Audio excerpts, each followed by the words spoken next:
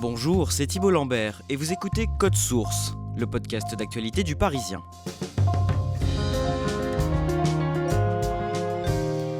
L'homme le plus riche du monde veut s'offrir l'un des réseaux sociaux les plus populaires de la planète. Le lundi 25 avril, l'homme d'affaires américain Elon Musk, à la tête de plusieurs entreprises puissantes comme Tesla ou encore SpaceX, a conclu un accord pour racheter Twitter, montant de l'opération 44 milliards de dollars, soit environ 41 milliards d'euros. Comment ce milliardaire a-t-il réussi à s'emparer de la plateforme ? Que veut-il en faire ? Et surtout, pourquoi ce rachat a-t-il déclenché une vague d'inquiétude ? On revient sur ce feuilleton dans Code Source avec Loïc Piala, correspondant de Radio France et du Parisien à Los Angeles.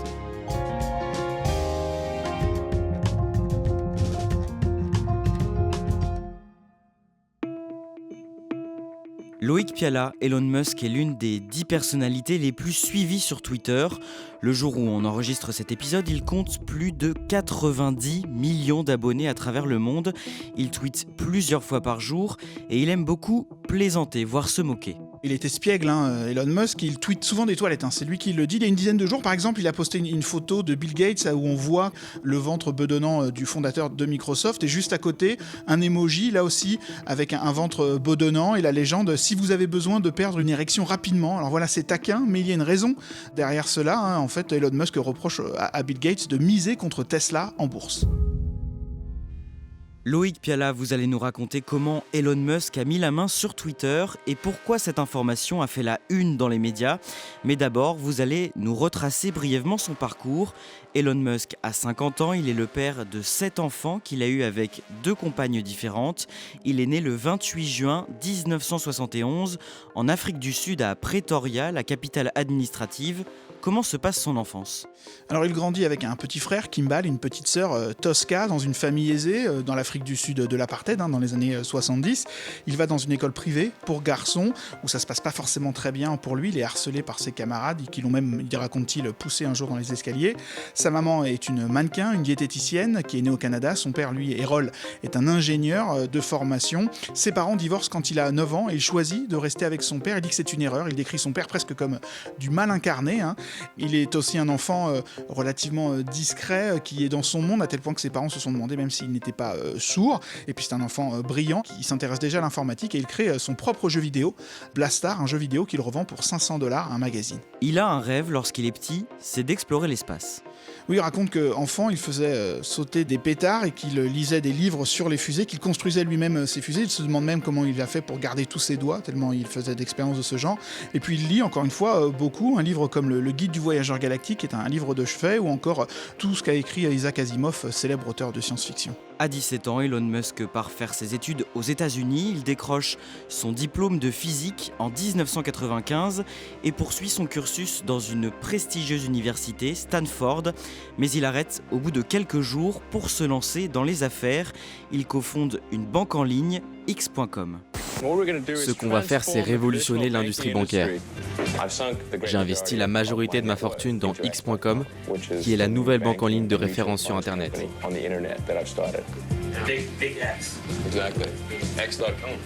Je crois que X.com peut devenir une entreprise dont la valeur se comptera bientôt en milliards. Il cofonde cette banque en ligne X.com avec l'argent d'une autre entreprise, déjà un site internet appelé Zip2, qu'il a cofondé avec son frère et qu'il a revendu pour beaucoup d'argent. À 28 ans, il est déjà millionnaire. Il réinvestit une partie de cet argent donc dans X.com, une banque en ligne qui marche très bien, qui se rapproche d'une autre entreprise, Confinity, pour devenir PayPal. PayPal racheté ensuite par eBay pour plus d'1 milliard de dollars, et Elon Musk, qui est déjà riche, devient là très riche. Dans les années 2000, il prend la tête de plusieurs entreprises et se lance des paris fous. Il y a déjà SpaceX, avec ce rêve de construire des fusées réutilisables. Il fonde l'entreprise en 2002 avec $100 millions de sa fortune personnelle, et la première fusée décolle en 2006.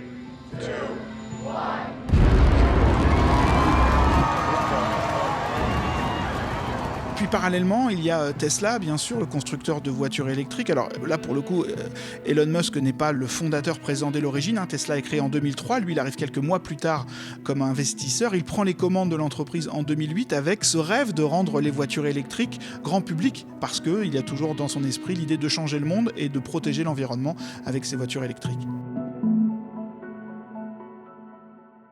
Il est réputé pour être quel genre de patron ? Quelqu'un d'intelligent, incontestablement, quelqu'un d'impliqué aussi. Il travaillerait 80 à 100 heures par semaine, très impulsif aussi et très exigeant, en fixant parfois des objectifs jugés irréalisables, en tout cas sur le délai donné. Mais c'est quelqu'un vraiment de très investi, ça ne fait aucun doute. Il raconte par exemple qu'il a dormi sur le sol de l'usine Tesla au moment où l'entreprise rencontrait des difficultés, où il fallait vraiment être présent en permanence pour superviser les opérations. Loïc Piala, Elon Musk se revendique d'un courant de pensée, le libertarianisme. Qu'est-ce que c'est ? Pour faire simple, c'est un courant qui est à la fois à droite et à gauche, qui est un courant plutôt progressiste sur des questions sociales, qui est en faveur de la légalisation de la marijuana, qui est en faveur du droit à l'avortement et qui économiquement plutôt se situe à droite avec des valeurs plus libérales et la volonté d'avoir une ingérence minimum du gouvernement. Comme le dit le nom, on est vraiment dans l'idée de liberté de l'individu, que ce soit sur le plan personnel ou le plan économique, avec le minimum d'entraves possible. En juin 2009, il crée son compte sur un jeune réseau social, Twitter. Forget blogging and MySpace. If you really want to stay connected, there is a new service, and supposedly it is the next big thing. It's a name you can't forget. It's called Twitter. À quoi ressemble ce site à ce moment-là ? Alors à ce moment-là, Twitter n'est plus exactement une curiosité. Le site de microblogging a été lancé 3 ans plus tôt. Il a 60 millions d'utilisateurs, mais ce n'est pas encore un géant de la Silicon Valley. À partir de là, Elon Musk est très actif sur Twitter. Il ne se prive pas de dire presque tout ce qui lui passe par la tête. Oui, il se plaint régulièrement, par exemple, de la couverture médiatique de Tesla. Il trouve que c'est anormal qu'un accident d'une Tesla fasse la une des informations. Il se moque de CNN après un reportage qu'il juge injuste en disant « Je trouve ça surprenant que CNN existe encore ». Il s'en prend aussi à des hommes politiques comme Bernie Sanders, le fameux sénateur du Vermont, toujours très critique vis-à-vis des milliardaires. Et Elon Musk lui dit quelque chose de fort, j'oublie que vous êtes vivant parfois, parce que c'est vrai que Bernie Sanders est âgé. Il a aussi comparé Justin Trudeau, le Premier ministre du Canada, à Hitler sur Twitter. Et puis il se sert aussi de Twitter pour attaquer les syndicats qui n'existent pas à Tesla, parce que, comme dans beaucoup d'autres entreprises de la Silicon Valley, on estime que les salaires sont suffisamment élevés, que les conditions de travail sont suffisamment bonnes pour ne pas avoir besoin de syndicats.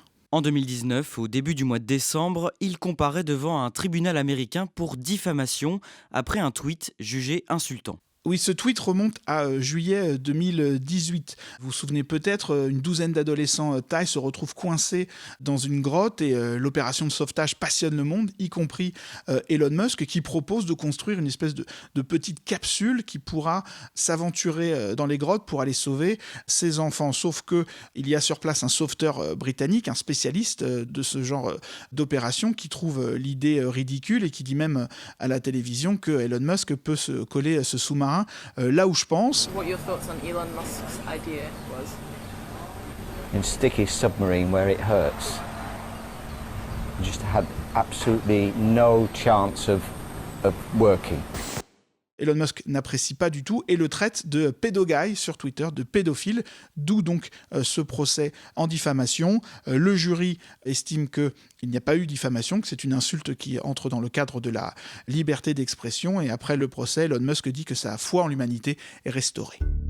À l'automne 2021, le magazine américain Forbes publie son classement annuel des plus grandes fortunes de la planète et Elon Musk devient l'homme le plus riche du monde. Il dépasse le patron d'Amazon, Jeff Bezos. Sa fortune personnelle est estimée à plus de 270 milliards de dollars. Loïc Piala, sur Twitter, Elon Musk est très influent et avec lui, un tweet peut avoir de lourdes conséquences. Elon Musk dirige Tesla, qui est l'une des entreprises les plus valorisées de Wall Street. Et Wall Street, on sait, peut être un peu volatile, donc un tweet peut créer beaucoup de panique. En août 2018, par exemple, il annonce sur Twitter qu'il va racheter toutes les actions de Tesla pour sortir l'entreprise de Wall Street, en refaire une entreprise privée. Il va racheter les actions, dit-il, pour $420, mais c'est une blague. 420 aux États-Unis, c'est un nom de code pour la marijuana, sauf que la blague ne fait pas rire la SEC, le gendarme de la bourse américaine, qui estime que des investisseurs investisseurs ont été pénalisés parce que l'action a rapidement chuté en bourse et donc Elon Musk reçoit une amende. Il doit même normalement être supervisé quand il poste un tweet sur Tesla. Ce n'est qu'un exemple, il parle aussi par exemple des crypto-monnaies. Il suffit qu'il en parle pour qu'une crypto-monnaie prenne énormément de valeur après un de ses tweets. Loïc Piala, on en vient à cette année 2022. Le vendredi 25 mars, Elon Musk pose une question sur Twitter à ses abonnés. Sur Twitter, on a la possibilité de créer un sondage. C'est ce que fait Elon Musk. Et il dit que la liberté d'expression est essentielle au fonctionnement d'une démocratie. Sa question, c'est est-ce que vous croyez que Twitter adhère rigoureusement à ce principe ? Il accompagne cette question d'un avertissement, disant que les conséquences de ce sondage seront très importantes. 2 millions de votes pour ce sondage et 70% pensent que non, Twitter n'adhère pas rigoureusement au principe de la liberté d'expression. Loïc Piala, quelques jours plus tard, le lundi 4 avril, Elon Musk annonce à la surprise générale qu'il a acquis plus de 9% des parts de l'entreprise. Tesla CEO Elon Musk has now taken a passive stake to 9.2% of Twitter's common stock. Qu'est-ce que ça veut dire ? Qu'il devient tout simplement, à ce moment-là, le principal actionnaire de Twitter et donc qu'il peut peser sur la destinée du réseau social. Est-ce que cette annonce est suivie d'effets ? Alors Wall Street réagit très bien, le cours de l'action augmente de 27%. Du côté des médias, il y a beaucoup d'agitation, beaucoup de questions, beaucoup d'étonnement. Certes, Elon Musk est l'un des utilisateurs les plus suivis et les plus actifs de la plateforme, mais que compte-t-il faire de cet engagement ? Et puis logiquement, avec 9% des parts, on lui propose d'intégrer le conseil d'administration et il accepte. Dès le lendemain, le 5 avril, il interroge ses abonnés sur l'utilité d'ajouter un nouveau bouton sur Twitter. Oui, encore un sondage, il demande s'il faut une fonction edit, en fait une possibilité de corriger un tweet déjà publié, ce qui n'est pas possible sur Twitter. Il faut effacer son post et le réécrire si on veut changer quelque chose. Et dans le sondage, il y a un peu d'humour, parce que Elon Musk est facétieux.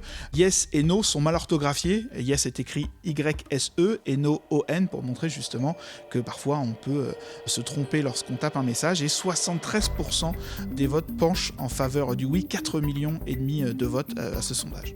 Est-ce qu'on sait pourquoi il pose cette question ? C'est un peu un coup de pression sur le conseil d'administration parce que cette fonction edit, on en parle depuis des années sur Twitter.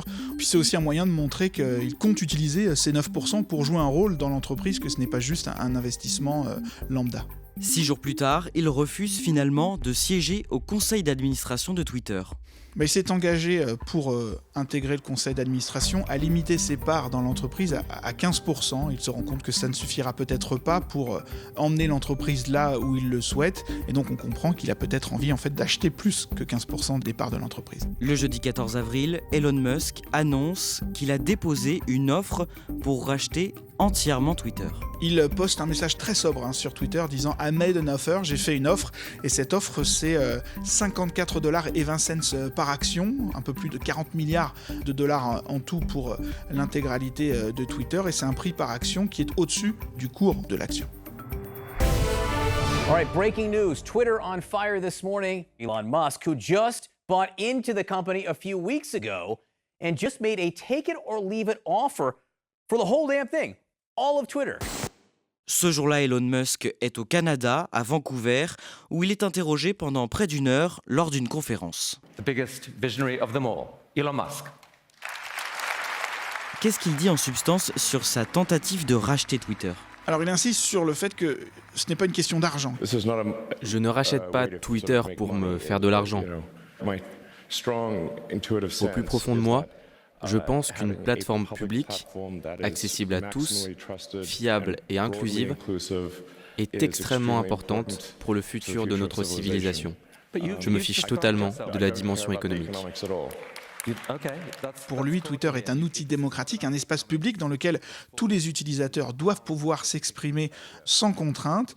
Et il estime que pour que Twitter joue pleinement son rôle dans une démocratie, il faut que la plateforme soit pleinement transparente, que les gens ne se demandent pas pourquoi tel tweet apparaît sur leur fil plutôt qu'un autre. Comment réagissent les observateurs et la presse à ce moment-là ? On se demande, est-ce que Elon Musk est sérieux ? On a l'habitude avec lui de tweets un peu provocateurs, d'idées un peu folles. Est-ce qu'il va aller au bout de son idée, sachant que effectivement Twitter ne gagne pas autant d'argent que Google ou Facebook, et 40 milliards de dollars, même pour l'homme le plus riche du monde, c'est une sacrée somme. Et évidemment, on se demande aussi qu'est-ce qu'il va en faire de cette plateforme s'il en prend le contrôle. Comment réagit le conseil d'administration de Twitter ?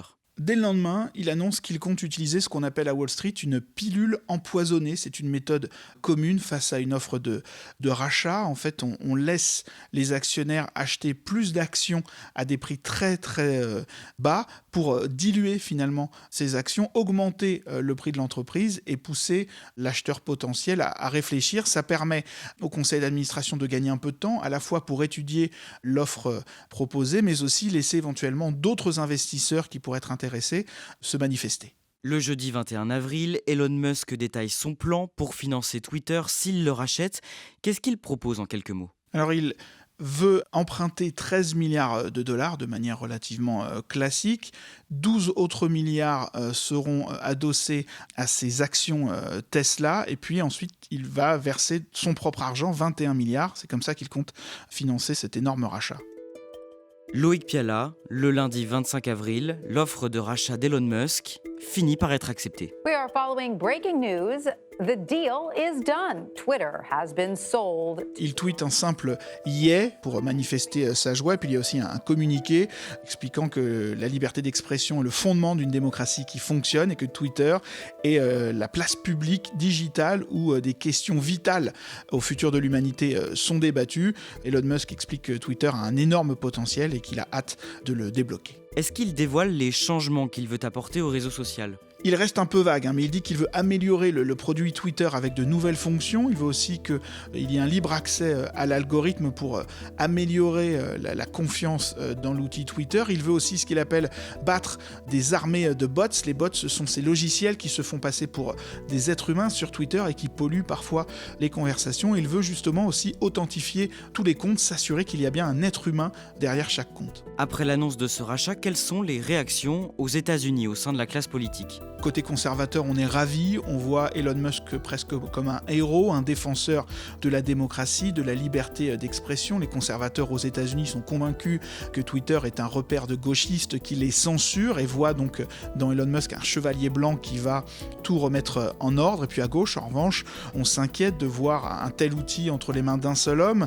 On n'est pas convaincu nécessairement par sa vision de la liberté d'expression. On s'inquiète par exemple de voir remonter des théories complotistes ou une montée du harcèlement en ligne. Pour la sénatrice démocrate Elizabeth Warren, par exemple, qui a été candidate à la primaire pour la Maison-Blanche, très clairement, ce rachat de Twitter, elle le dit, est dangereux pour notre démocratie. Au bout du compte, tout se résume à une question. Qui va avoir le pouvoir dans ce pays ?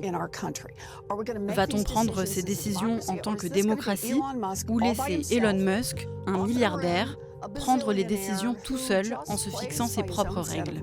C'est ça qui est en jeu avec le rachat de Twitter. Et dans le camp conservateur, certains espèrent aussi le retour sur Twitter de l'ancien président américain Donald Trump, qui avait été, on le rappelle, banni après l'invasion du Capitole en janvier 2021. Oui, il avait plus de 80 millions de followers sur Twitter à l'époque et on voit cette arrivée d'Elon Musk comme la possibilité d'ouvrir la porte à un retour. Mais l'ex-président américain confie à Fox News dans la foulée qu'il n'est pas intéressé, qu'il a déjà son propre réseau social, Truth Social, et qu'il veut se focaliser sur celui-là plutôt que revenir sur Twitter, un réseau qui lui a beaucoup servi dans sa carrière politique. Est-ce qu'il y a des réactions ailleurs dans le monde ? Thierry Breton, le commissaire européen au marché intérieur, par exemple, qui publie rapidement un message en forme d'avertissement franc à Elon Musk en lui disant que ce soit les voitures ou les réseaux sociaux, toute société opérant en Europe a besoin de respecter les règles. Donc en substance, il explique au milliardaire que la liberté d'expression totale dont il rêve restera tout de même soumise à un cadre législatif en Europe. Loïc Piala, depuis le début du mois d'avril, l'offensive d'Elon Musk sur Twitter fait beaucoup parler. mais elle soulève encore pas mal d'interrogations. Oui, alors on ne sait pas exactement, encore une fois, ce que Elon Musk va faire de Twitter. Peut-être qu'il n'arrivera pas d'ailleurs à imposer tout ce qu'il souhaite, mais est-ce que Twitter va devenir un champ de bataille pour les 330 millions d'utilisateurs? Qu'est-ce qu'il va arriver aussi aux salariés de Twitter? Certains ont fait part quand même de leur inquiétude avec un patron comme Elon Musk. Et puis très franchement, il est aussi possible que l'opération n'aille pas au bout. Il faut savoir qu'il y a une pénalité de $1 milliard prévue pour les deux parties qui souhaiteraient se retirer de la transaction. Peut-être que Elon Musk se dira que l'idée n'était finalement pas si bonne. Il a 6 mois pour boucler cette acquisition.